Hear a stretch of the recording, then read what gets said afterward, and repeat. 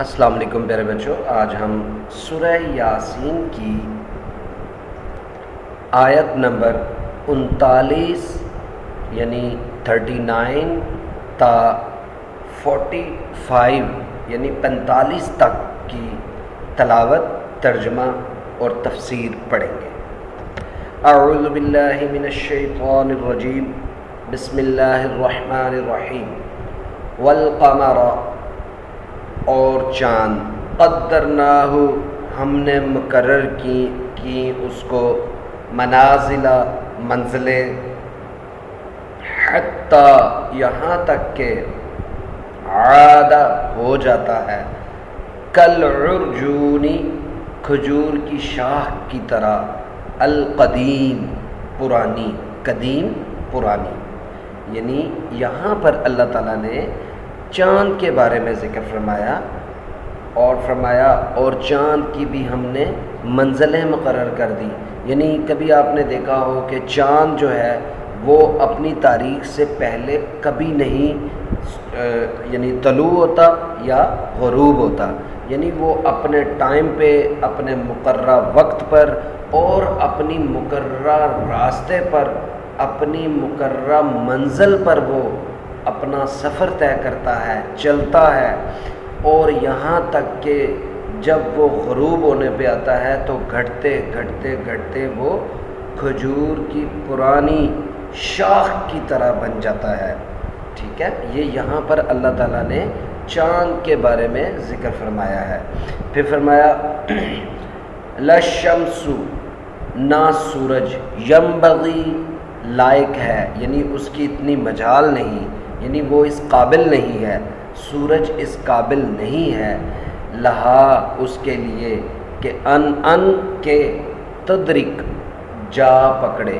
تدرک القمر، جا پکڑے چاند کو، ولللیل، اور نہ رات، سابق، پہلے، نہار یعنی دن، یعنی کہ رات دن سے پہلے نہیں آ سکتی، وکل، اور سب، فی فلکی، دائرے میں، یسبحون، تیرتے یا گردش کرتے ہیں۔ یعنی اللہ تعالیٰ نے یہاں پر دن اور رات کے بارے میں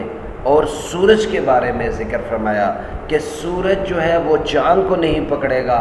سورج کی اپنی منزل ہے، چاند کی اپنی منزل ہے، سورج اپنے دائرے میں تیر رہا ہے، چاند اپنے دائرے میں تیر رہا ہے۔ اسی طرح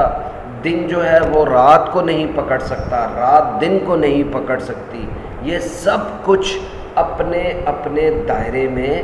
گردش کر رہے ہیں۔ دن اور رات، چاند اور سورج، یہ سب کچھ، ان سب کی اپنی اپنی منزلیں ہیں، یہ اسی پر ہی سفر کرتے ہیں، یہ اللہ تعالیٰ کی نشانیاں ہیں۔ وَآیَةٌ لَّهُمْ، اور ایک نشانی، لہم، ان کے لیے، انا، کہ ہم نے حملنا، ہم نے سوار کیا، کہ اور ایک نشانی ان کے لیے یہ ہے کہ ہم نے انہیں سوار کیا، ذریتہم، ان کی اولاد کو بھی، فی الفلکی، ایک کشتی میں، المشحون، بھری ہوئی، یعنی اور ایک نشانی ان کے لیے یہ ہے کہ ہم نے ان کی اولاد کو بھری ہوئی کشتی میں سوار کیا۔ یعنی یہ اللہ تعالیٰ نے یہاں پر اس بات کا ذکر فرمایا ہے کہ یہ جو کشتی ہے، یہ جو پانی کے اوپر تیرتی ہے، اور اس کے اوپر کشتی جو ہے وہ، اس میں لوگ یعنی ان کی اولادیں بیٹھ کر وہ کشتی بھر جاتی ہے، اس کے باوجود وہ تیرتی ہے، یعنی ڈوبتی نہیں۔ یہ بھی ان لوگوں کے لیے اللہ تعالیٰ کی طرف سے ایک نشانی ہے۔ وَخَلَقْنَا، اور ہم نے پیدا کیا، لہم، ان کے لیے، من مثلہ ما یرکبون، اس ویسی ہی اور چیزیں پیدا کی جن پر وہ سوار ہوتے ہیں۔ یعنی اللہ تعالیٰ نے ایک تو کشتی کی مثال دی، اور پھر فرمایا ایسی اور بھی بہت سی چیزیں ہم نے پیدا کی ہیں جن پر وہ سوار ہوتے ہیں۔ وَإِن نَّشَأْ نُغْرِقْهُمْ، وَإِن، اور اگر، نشاء، ہم چاہیں، نغرقہم، تو ہم انہیں غرق کر دیں، فلا صریخ لہم، تو نہ فریاد رس، لہم ان کے لیے، یعنی ان کے لیے ان کی کوئی فریاد نہ سنے۔ اگر اللہ تعالیٰ فرماتے ہیں اگر میں چاہوں تو میں ان کو غرق کر دوں اور ان کی کوئی فریاد تک نہ سنے۔ ولا هم ينقذون، اور نہ وہ چھڑائے جائیں، اور یعنی نہ تو ان کی کوئی فریاد سن سکے اور نہ ان کو رہائی ملے، نہ ہی ان کو کوئی چھڑا سکے۔ یعنی یہ اللہ تعالیٰ اپنی پکڑ کے بارے میں بتا رہے ہیں کہ جب میں پکڑ لیتا ہوں تو کوئی چھڑا نہیں سکتا، اور نہ ہی کوئی ان کی داد رسی کر سکتا ہے، نہ ہی ان کی کوئی فریاد رسی کر سکتا ہے۔ الا مگر رحمتاً، رحمت منا میری طرف سے، ومتاعا الی حین، اور فائدہ دینا ایک وقت معین تک، مگر یہ ہماری رحمت اور ایک مدت تک کے فائدے ہیں۔ یعنی اللہ تعالیٰ فرماتے ہیں کہ اگر میں چاہوں تو ان سب کو غرق کر دوں اور ان کی کوئی فریاد سننے کو نہ ہو اور نہ ان کو رہائی ملے، لیکن اللہ تعالیٰ فرماتا ہے کہ یہ میری رحمت ہے، یہ میری رحمت ہے، ان کے لیے ایک مدت تک کے فائدے ہیں اس میں، مدت تک یعنی آخر کار اس دنیا سے جانا ہے۔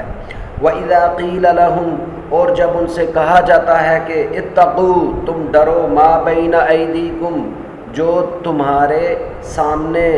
وما خلفکم، اور جو تمہارے پیچھے، ما بین ایدیکم یعنی جو تمہارے سامنے ہے، بین ایدیکم تمہارے سامنے،